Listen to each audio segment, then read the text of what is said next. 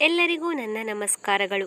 ನಾನು Pallavi S Gavadi, KLE ಸಂಸ್ಥೆಯ ಶಿಕ್ಷಣ ಮಹಾವಿದ್ಯಾಲಯ ಅಂಕೋಲಾದ ಬಿಎಡಿನ ಪ್ರಥಮ ವರ್ಷದ ಪ್ರಶಿಕ್ಷಣಾರ್ಥಿ. ಇಂದು ನಾವು 9ನೇ ತರಗತಿಯ ವಿಜ್ಞಾನ ವಿಷಯದ ಭಾಗ 2ರ ಶಬ್ದ ಪಾಠದ ಕುರಿತು ತಿಳಿದುಕೊಳ್ಳೋಣ. ಮೊದಲನೇದಾಗಿ ಶಬ್ದದ ಆಕಾರಗಳು.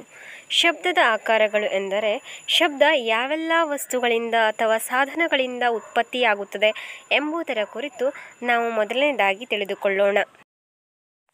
ಈ ಮೊದಲನೇ ದೃಶ್ಯವನ್ನು ನೋಡಿದಾಗ ತರಗತಿಯಲ್ಲಿ ಮಕ್ಕಳು ಕುಳಿತುಕೊಂಡು ಮಾತನಾಡುವಂಥದ್ದು ಹಾಗೂ ಅದನ್ನು ಕೇಳಿಸಿಕೊಳ್ಳುವಂಥದ್ದು ನಮ್ಮ ಗಮನಕ್ಕೆ ಬರುತ್ತದೆ. ಇದರಿಂದ ಶಬ್ದ ಉತ್ಪತ್ತಿಯಾಗುತ್ತದೆ. ಇನ್ನು ನಾವು ಎರಡನೇ ದೃಶ್ಯವನ್ನು ಗಮನಿಸಿದಾಗ ಸಂಗೀತ ವಾದ್ಯಗಳಾದ ತಬಲ, ಗಿಟಾರ್ ಮುಂತಾದ ಹಲವು ಸಾಧನಗಳಿಂದಲೂ ಕೂಡ ಶಬ್ದ ಉತ್ಪತ್ತಿಯಾಗುವುದನ್ನು ನಾವು ಗಮನಿಸಬಹುದು. ಮೂರನೆಯದಾಗಿ ಗಂಟೆಗಳು. ಈ ಗಂಟೆಯನ್ನು ನಾವು ಸಾಮಾನ್ಯವಾಗಿ ಮಂದಿರ, ಮಸೀದಿ ಹಾಗೂ ಚರ್ಚ್ಗಳಲ್ಲಿ ನೋಡುತ್ತೇವೆ.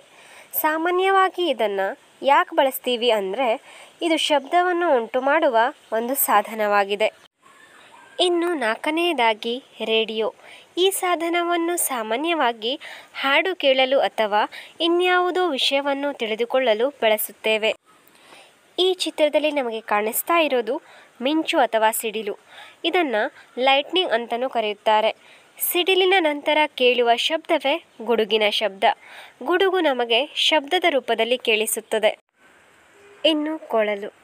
ಕೊಳಲಿನಿಂದ ಕೂಡ ಶಬ್ದ ಉತ್ಪತ್ತಿಯಾಗಿರುವುದನ್ನು ನಾವೆಲ್ಲರೂ ಕೇಳಿದ್ದೇವೆ.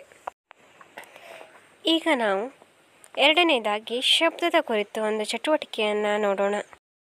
ಈ ಸಾಧನವನ್ನು ಧ್ವನಿಪೆಟ್ಟಿಗೆ ಎಂದು ಕರೆಯುತ್ತಾರೆ. ನನ್ನ ಬಳಿ ಥರ್ಮೋಕೋಲ್ ಚೆಂಡುಗಳಿವೆ. ಇದೀಗ ಇದು ಚಲನೆಯಲ್ಲಿಲ್ಲ. ಆದರೆ ಧ್ವನಿಪೆಟ್ಟಿಗೆಯಿಂದ ಶಬ್ದವನ್ನು ಹೊರಡಿಸಿದಾಗ ಅದರ ಮೇಲೆ ಈ ಥರ್ಮೋಕೋಲ್ ಚೆಂಡುಗಳನ್ನು ಇರಿಸಿದಾಗ ಚಲನೆಯಲ್ಲಿ ಬದಲಾಗಿರುವುದನ್ನು ನಾವು ಗಮನಿಸಬಹುದು. ಶಬ್ದದ ಉತ್ಪತ್ತಿ. ಶಬ್ದ ಹೇಗೆ ಉತ್ಪತ್ತಿಯಾಗುತ್ತದೆ ಎಂಬುದನ್ನು ನಾವು ನೋಡೋಣ. ನೋಡಿ, ಇದನ್ನು ನಾವು ಸ್ಕೇಲ್ ಅಥವಾ ಅಳತೆ ಪಟ್ಟಿ ಎಂದು ಕರೆಯುತ್ತೇವೆ. ಇದನ್ನು ನಾನು ಟೇಬಲ್ ಮೇಲೆ ಈ ರೀತಿಯಾಗಿ ಇರಿಸಿದ್ದೀನಿ.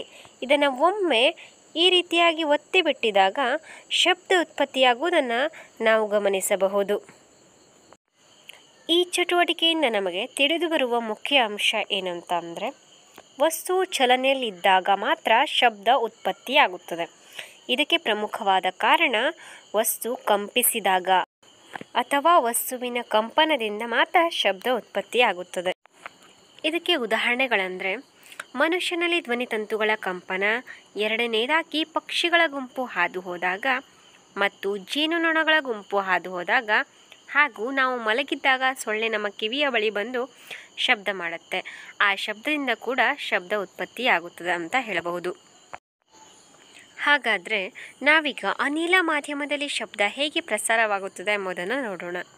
ಧ್ವನಿಪೆಟ್ಟಿಗೆಯ ಪರಿಯು ಕಂಪಿಸಿದಾಗ ಅದರ ಸಂಪರ್ಕದಲ್ಲಿರುವ ಮಾಧ್ಯಮದ ಕಣಗಳು ಕಂಪಿಸುವುದಕ್ಕೆ ಪ್ರಾರಂಭವಾಗುತ್ತದೆ. ಆದರೆ ಈ ಕಣಗಳು ಈ ರೀತಿಯಾಗಿ ಚಲಿಸುವುದಿಲ್ಲ. ಕಣಗಳು ಇರುವ ಸ್ಥಳದಲ್ಲಿಯೇ ಹಿಂದಕ್ಕೆ ಮುಂದಕ್ಕೆ ಚಲಿಸುತ್ತದೆ. ಈಗ ಧ್ವನಿಪೆಟ್ಟಿಗೆಯಲ್ಲಿ ಉಂಟಾದ ಶಬ್ದವು ನಮ್ಮ ಕಿವಿಗೆ ಹೇಗೆ ತಲುಪುತ್ತದೆ ಎಂಬುದನ್ನು ತಿಳಿದುಕೊಳ್ಳೋಣ. ಕಂಪಿಸುವ ಧ್ವನಿಪೆಟ್ಟಿಗೆಯ ಪರಿಯು ಕಂಪಿಸಿದಾಗ ಅವುಗಳು ತಮ್ಮ ಸುತ್ತಮುತ್ತಲಿರುವ ಕಣಗಳನ್ನು ಕಂಪಿಸುವಂತೆ ಮಾಡುತ್ತದೆ. ಈ ರೀತಿಯಾಗಿ ಕಣಗಳು ಚಲಿಸುವುದರಿಂದ ಚಲನ ಶಕ್ತಿಯನ್ನು ಪಡೆದುಕೊಳ್ಳುತ್ತದೆ. ಈ ಶಕ್ತಿಯು ನಮ್ಮ ಕಿವಿಯನ್ನು ಪ್ರವೇಶಿಸಿ ನಮಗೆ ಕೇಳುವ ಅನುಭವ ದೊರೆಯುತ್ತದೆ. ಧನ್ಯವಾದಗಳು. ಈ ವಿಡಿಯೋ ನಿಮಗೆ ಉಪಯುಕ್ತವೆನಿಸಿದಲ್ಲಿ ಲೈಕ್, ಶೇರ್, ಕಮೆಂಟ್ ಮತ್ತು ಸಬ್ಸ್ಕ್ರೈಬ್ ಅನ್ನು ಮಾಡಿ.